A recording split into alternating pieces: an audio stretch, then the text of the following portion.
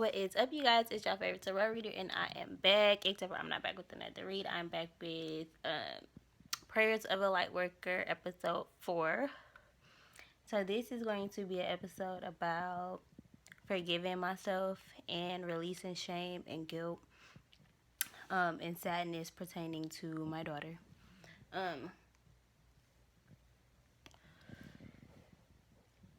So in the last video, I talked about my daughter, and she's, I feel like, healing her inner child, and that's why she's been really whiny a lot lately. And I was watching this show called Private Practice, which I had talked about up in there too. And on the show, the girl had got pregnant, and she, like, the mom was mad because the girl was like 15. And I kept thinking in my head, like, she finna slap her, she finna slap her, she's finna slap her, and she didn't. And then I thought to myself, like, oh my God, I used to hate Kamaya. Like, I used to pop the shit out of her legs. Like, when I was upset or when she wouldn't go to sleep, I would literally, and I am being so vulnerable with y'all. Like, this is a platform that I feel like can reach a lot of people. And I feel like if I won't live in my truth, if I don't like me, how can other people like me? You know, if I can't be honest with myself about the things that I have done, how can I forgive myself for them? You know, so I just wanted to open up to y'all. So I did. I used to pop her and I used to scream and be verbally abusive like for hours, which I talked about. Not for hours, but like for a long time. It probably was hours, I don't know. But I used to be in such like upset and angry energy all the fucking time that I used to take my anger out on my daughter, which brought me to like discipline. Like now I don't whoop her at all. And I'm still working on yelling. Like sometimes I do lash out, but then I always say like, I forgive me, Kamaya, like you forgive me, like it's okay. Like I'm still in the process of learning how to be a mommy. I'm always be in the process of learning how to be a mommy even when she's fucking 50. So it was kind of like, I don't know where I was going with that. Made me lose my train of thought. I gotta calm down. My heart is like racing. Oh, discipline. So I don't know. I just got to thinking about like how I feel like when we whoop our children or beat our children, it's because we're lashing out at ourselves and our parenting skills, because we're blaming ourselves for what they did, when that's what life is about: rebelling against the rules, finding out about yourself via being told no, hearing no and you not liking it, and knowing that that's something you don't like. And you know, it's a process growing up and learning about who you are. And when we whoop our children, it's pretty much us like whooping our inner child. Like, damn, like, you know, where we went wrong somewhere, so this is why you're doing wrong. Not true. So I gotta calm down. I gotta calm down. Like, I'm like anxious right now. Well, I'm not. I don't know if I'm anxious, but I'm just like antsy or whatever. But yeah, so I feel like right now I would just like to thank God for allowing me to have that realization and that memory of, you know, being so angry and seeing my rage and seeing my daughter being shocked and not knowing what the fuck going on, and being able to forgive myself for that lapse of judgment, for, you know, that period of time where I needed to learn a lesson in order to never do it again, you know.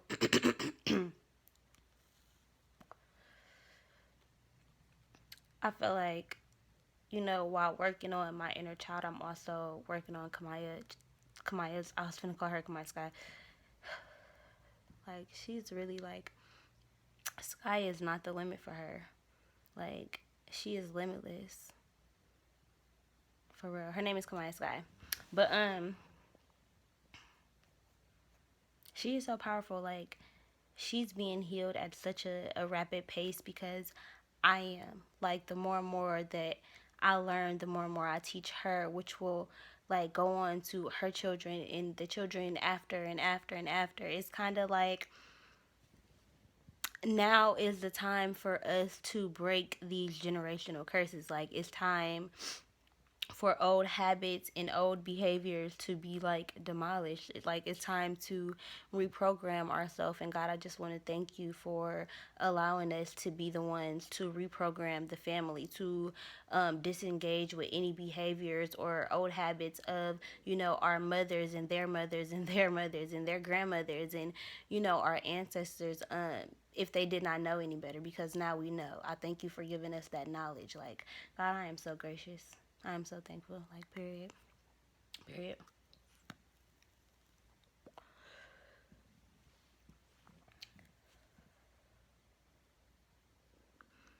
Like, we are real life, like, building legacies. Like, I say it all the time. Like, I want to be a legend. Like, whenever the humans are extinct or whenever, there is a new era, I feel like I want to be left as.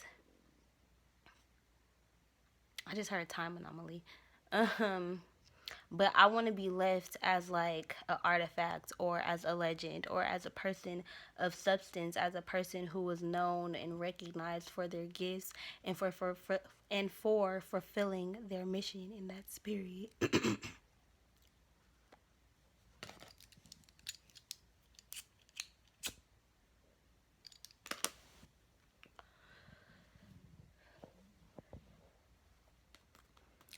yeah, it's so important that like we tap back into like what got us as far as we've gotten. Like, especially, that's one of my most important missions. Like, I love every soul. Like, I don't care what color you are, what race you are, like, what your hair look like, what your booty look like, what your feet look like. I don't care, what fetishes you got. Like, I don't care about none of that. I don't judge. But listen, I just feel like for us melanated people, for us people of color, it's so important that we take back our power. It's so important that we bring back black families and black togetherness, whether that be businesses or just coming together as one, as people, like as human beings. That is literally how they broke the black man, like by demolishing him being a family, by taking his wife away or by taking the husbands away, and there being single mothers and mothers having to do the work. And it's always something. Like, after they took the fathers away and they broke these men, and then the women were left here, the women became too strong. Like, we stopped remembering that we deserve to be helped. We stopped remembering that we deserve to be doted on, to have an equal love, to be equal in a relationship, and have that independent coexistence with someone that we love. Like, we forgot that raising families together with two perspectives, with two different views, is so important. Like, all of that is so important. Like, even in like the animal kingdoms, like the men are the alphas, but the women take care of home. Like, the women are like the backbone. Like, the women will break up a fight. The women, if they say, hey nigga, look, it's like, hey nigga, look, like, you know exactly what they mean. Like, 33 think years in a mess. Like, it just is what it is. Period. I feel like there is a need for that yin and yang. There is a need for that balance within the gender roles, whether it be to men, to women, um, dog and a cat. I don't know. I don't know. Whatever it may be, I just feel like it's important that we re-reach that family togetherness. Like, tap back into, you know, us using the stars to get to where we needed to go, and using our ancestors and our instincts and our drive and motivation, and using that trust and that intuition that God gives us. Like, hearing those voices, hearing our ancestors guide us to exactly where we need to go. Like, having that courage to do what nobody else will do. Like, we need to tap into that because it's important. It's so important. And God, I thank you for giving me this, vessel to, even this platform to be able to speak my truth to y'all, because I feel like it's important. I feel like it's so important. And I don't know why, but like all my life, it's kind of been important to me to like have a family that was like this, like even with my mom or my sibling or my friends or even in relationships, it was always been like I wanted always to feel that togetherness, and I didn't feel that. So now creating what I'm creating, I want me and my business partner to be like family. I want my whole team to be like my family. I want y'all to be like my family. That's why I call y'all my soul fam. My soul family. Like, because I feel like God is gravitating all of us towards each other. All of the light workers are kind of like coming together, and I thank you, God, for that. I thank you for the togetherness that you are bringing us through this platform, through, social media, um, even in the midst of all the stigmas and the judgments and the perceptions and the mask and the, people just pretending, and all the comparing and stuff like that. There's still light. Like, there's still a platform for the people who feel different and the people who are, tapping into their higher selves to be of light to others. And I'm so thankful that we have that. I'm so thankful that, even though there's dark in this world, we still have, the light being drawn together to, like, make itself bigger and brighter. Like, I think that's very, very, very important. Like, there are so many things to be thankful for. There are so many, obstacles to be had still, that I just feel like I'm thankful that those even gonna come my way, that God is gonna feel like I can handle it enough to tackle those hurdles. Like, I'm so grateful for that. I'm so thankful for that. Like, God, I just want you to like open me up to more knowledge and, more books and more time to read and more time to help people. And, I ask you to give me the funds. When y'all manifest, make sure that y'all are setting y'all intent. Three things in the message. Make sure that y'all are setting y'all intent. God, I ask that you give me the funds not only to pay my bills and to be comfortable in life, but to do things that help me remain me, that help me feel beautiful and confident within myself, to help me raise my spirituality, to be able to buy books and teach my daughter things that she needs to know. I ask to be able to have an abundance in money so that I can give back and so that I can help be a miracle worker to others. God, I ask that you bless the people who pray for me, like whatever it is that they're manifesting. I hope that you give them the confidence to manifest whatever their deepest desires are. And that's period.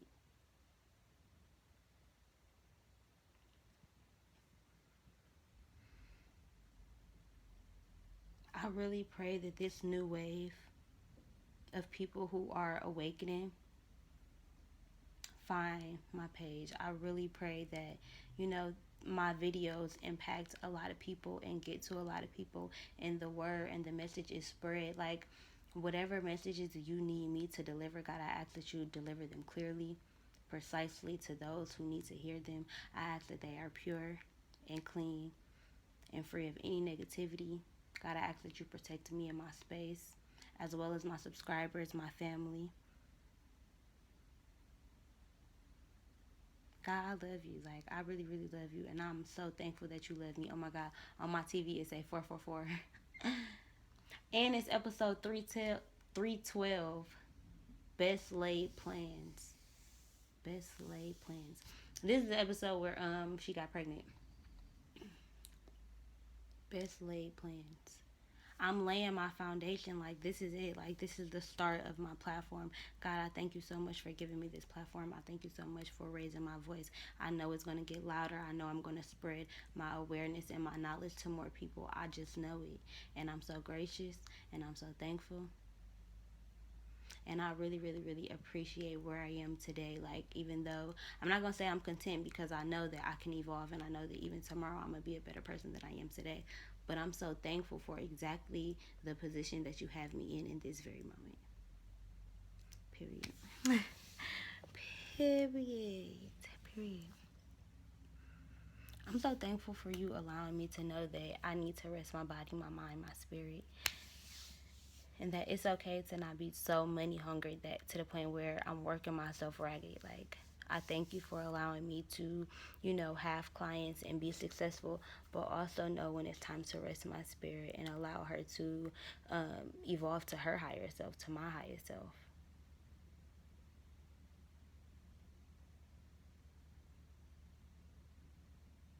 God, I pray that my gifts be heightened, that I know more, that I see more, that I feel more, that I hear more.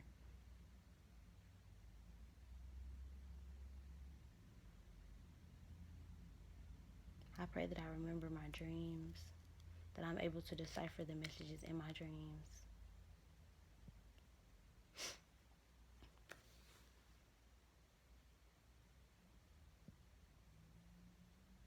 I pray for a worry-free life. Like, I don't want to have to worry. I want to put my trust in you. I want to know that everything is going to be okay. I give my fears to you. I surrender. Fuck it. Fuck it.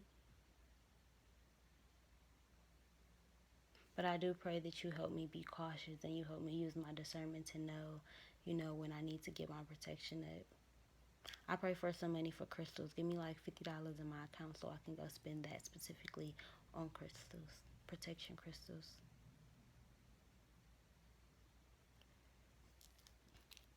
Because I deserve it. I can manifest money if I want to. For y'all judgy people, because I just heard that in my head, okay? But yeah, um, I'm just happy to be here. I'm thankful to be here. I'm thankful to have this moment. I'm thankful to have had a client today, y'all. I scored my first every day or every week session. So this is like my first step in being a life coach. She says she want to do sessions every Sunday at 12 o'clock. So that's what we're going to do. But I keep giving her sessions like that are 15-minute sessions, and then we always go to 30 minutes. So I know that I have to know my self-worth, and I have to know that I have to respect my own time. If this is going to be a business, I have to stick to my schedule if that's what I'm trying to manifest, being a businesswoman and stuff. So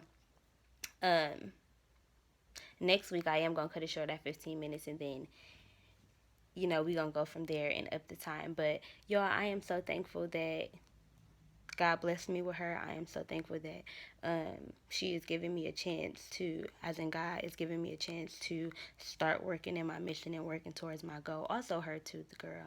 Shout out to Tia, period. But yeah, y'all. That was my prayers of a light worker episode 4. I hope you guys enjoyed it. I hope y'all was going ahead and praying and manifesting with me. If y'all are enjoying these prayers of a light worker videos, definitely leave your comments down below. Again, I am taking personal readings. You can cash at me at money_caprice_cooks. You can also email me and Apple Pay me at capricecooks@icloud.com. All right, y'all. I'm out of here.